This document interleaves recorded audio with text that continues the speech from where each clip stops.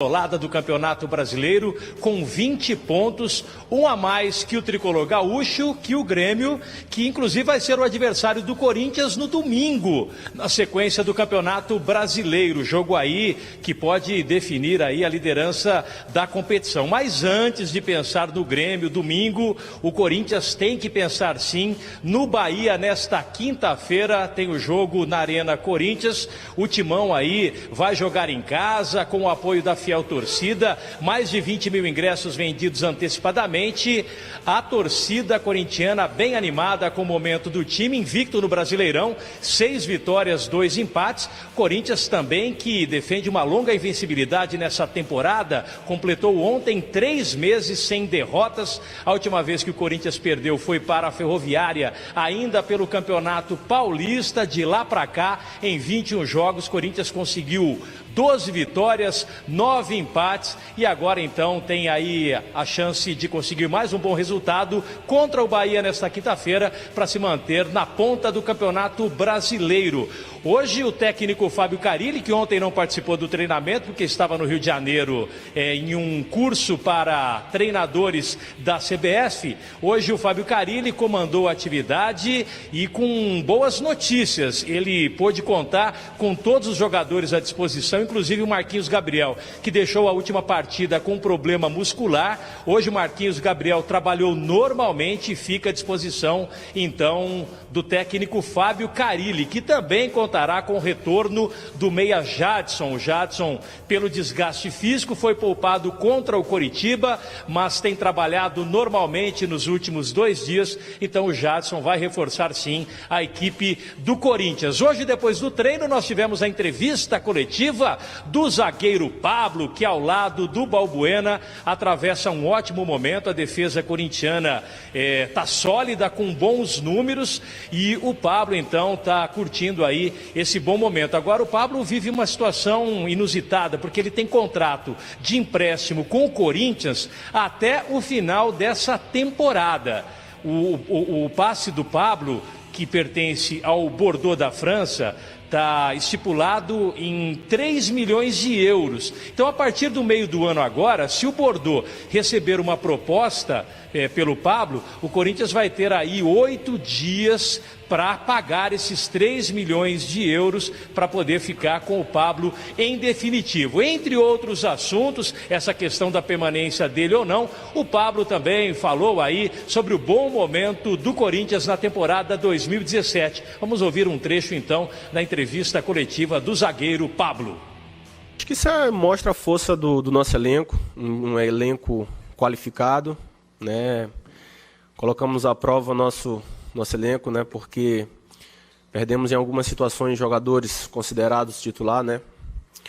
E mostramos que temos um grupo forte, um time bem qualificado, que se um sair, o outro vai dar conta do recado. E também para ficar de olho, né? Se sair, saber que temos jogadores à altura para suprir a ausência, né? E quem fica contente é só o Corinthians. Com tudo isso, mostramos a nossa força do nosso elenco, né? E falarmos dos jogadores que estão, vamos colocar novamente a equipe que vinha jogando mais agora, né? Isso, o entrosamento, todo mundo se conhece mais, é claro que ajuda. Provável escalação do Corinthians para enfrentar o Bahia nesta quinta-feira na Arena Corinthians. Deve contar com o goleiro Cássio, pela direita Fagner, dupla de zaga Balbuena e Pablo, pela esquerda o Guilherme Arana. Aí no meio campo o Gabriel, Maicon, aí a linha um pouco mais ofensiva com o Rodriguinho pela direita, aliás, o Jadson pela direita, o Rodriguinho mais centralizado e o Romero pela esquerda, com o Jô como homem de referência no ataque. Esse então provável Corinthians com força total, sob o comando do técnico Fábio Carilli, para tentar mais uma vitória na quinta contra o Bahia e garantir assim a liderança isolada do Campeonato Brasileiro. Voltamos aos estúdios do Expediente Futebol com você, João. Legal, muito obrigado, Fernando Caetano. E olha, o Bahia não poderá contar com o Mendonça, que é um jogador emprestado pelo Corinthians ao Bahia, porque quando ele foi emprestado, estava ainda no período em que a FIFA bloqueia, né, a utilização de jogadores emprestados para outras equipes, né? E o Gustavo, que está lá na equipe do Corinthians, já esse, na equipe do Bahia, esse poderá, porque foi emprestado em janeiro. Mas o Mendonça, por exemplo, que vem jogando como titular aí nas 2 últimas partidas, ele não estará à disposição, ele é impedido de jogar, né? Mas eu acho que é um absurdo mesmo assim, João. Assim, no ano passado, a CBF tinha acabado com essa regra de você ter contratos que dizem que pode ou que não pode jogar. E no ano passado acabou esse bloqueio de empréstimo. Como, por exemplo, quando o Chelsea foi jogar contra o Atlético de Madrid na semifinal da Champions League em 2014, que o Courtois era emprestado pelo Chelsea para o Atlético de Madrid, e o Chelsea disse não pode jogar o Courtois, a UEFA entrou e disse pode. Esse tipo de regra, esse tipo de cláusula não tem validade. No ano passado, os jogadores emprestados atuaram nos jogos contra os proprietários, e a CBF dizia que não ia ter mais validade esse tipo de cláusula. Isso não voltou.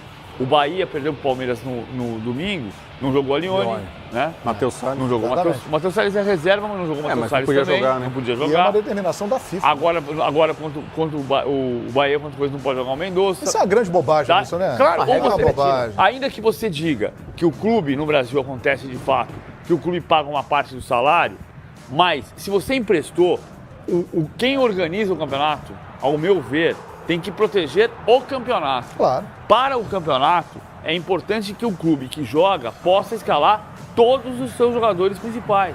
Sem dúvida. E a partir do momento que você empresta um profissional, ele não faz parte mais dos seus planos. Perfeito. Então, se está sendo importante no outro time, que ele jogue. É isso, pessoal. Se você quer valorizar esse jogador, põe em campo, ainda mais contra o seu próprio elenco. Para que ele se mostre útil o suficiente, ele falar, olha, eu tenho a personalidade de jogar contra o meu ex-clube, ou no caso atual, mas de empréstimo. Ali eu resolvo que para ele vai ser um jogo decisivo, um jogo grande, e posso voltar para Ficam com medo da lei do ex, será? A lei do ex é implacável. É desse tamanho, é pensar desse tamanho. Agora, por que o clube que empresta também não vem a público, ou não vai na CBF, ou né, sacramentos? Olha, não tem problema nenhum, pode jogar. Acho que é uma decisão que pode ser feita. Agora vai contrariar uma regra da FIFA.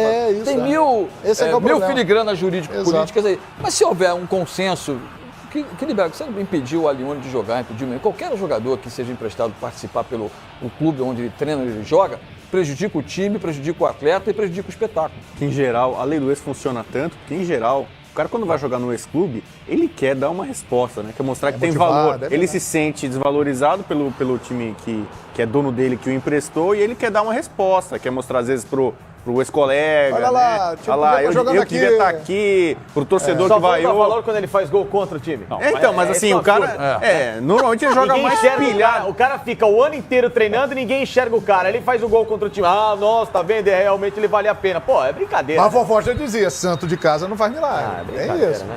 Em muitas ocasiões se aplica isso. De lei do ex, a gente não chama só o jogador emprestado.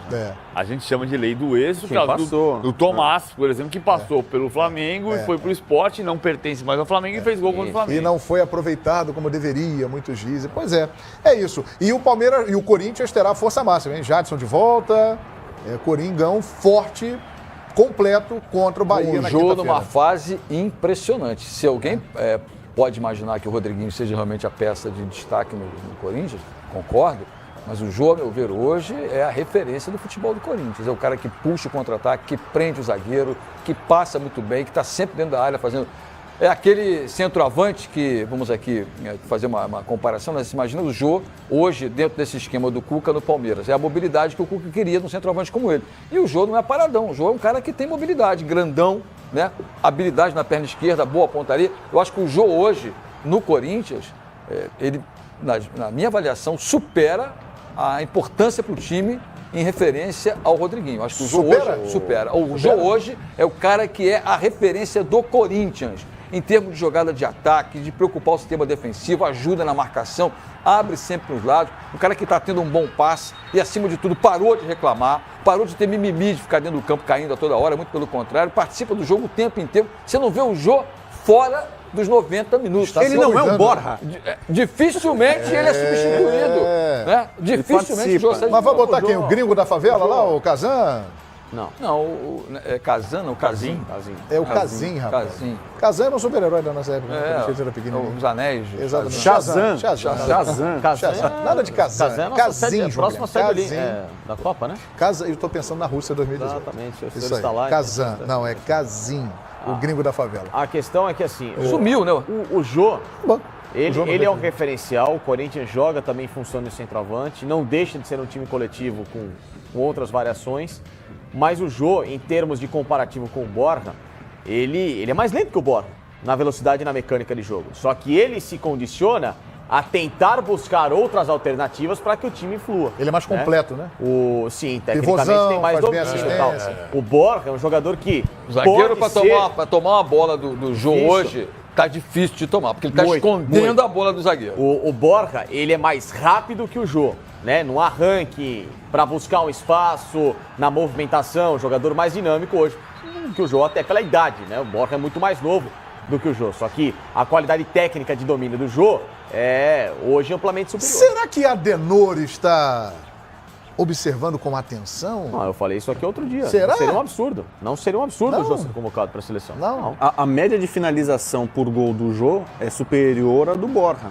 A gente viu ali, né, os números do Borja. O ano é melhor. O Jô tá conseguindo fazer gols com a pequena taxa de finalizações. Ele não precisa de tantas oportunidades para guardar. Inclusive já está fazendo até gol legal que está sendo invalidado de forma equivocada, né? Então realmente está em grande fase. É um jogador que esteve na última Copa do Mundo, estava na lista dos 23. Teve até aquela polêmica ali, né? Depois se o Filipão se arrependeu de ter levado o Jô ou não.